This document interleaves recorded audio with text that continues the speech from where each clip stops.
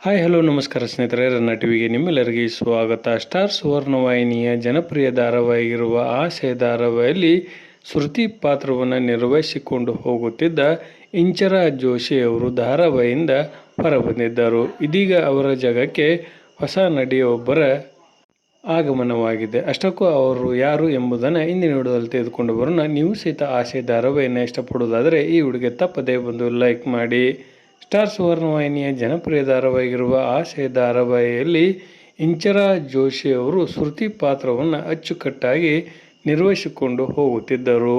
ಅವರು ಕಾರಣಾಂತರಗಳಿಂದ ಧಾರಾವಾಹಿಯಿಂದ ಹೊರಬಂದಿದ್ದು ಪ್ರೇಕ್ಷಕರಲ್ಲಿಯೂ ಸಹಿತ ಅಸಮಾಧಾನ ಉಂಟಾಯಿತೆಂದೇ ಹೇಳಬಹುದು. ಈಗ ಇವರ ಜಾಗಕ್ಕೆ ಮತ್ತೊಬ್ಬ ಜನಪ್ರಿಯ ನಟಿಯ ಆಗಮನವಾಗಿದೆ. ಸೀತಾ ವಲ್ಲಭ ಬ್ರಹ್ಮಗಂಟು ಗೌರಿಶಂಕರ ಧಾರಾವಾಹಿಯಲ್ಲಿ ನಟನೆಯನ್ನು ಮಾಡಿದ್ದ ಕಾವ್ಯ ರಮೇಶ್ ಅವರು ಇದೀಗ ಆಸೆ ಧಾರಾವಾಹಿಯಲ್ಲಿ ಶ್ರುತಿ ಪಾತ್ರವನ್ನು ಮುಂದುವರಿಸಿಕೊಂಡು ಹೋಗಲಿದ್ದಾರೆ.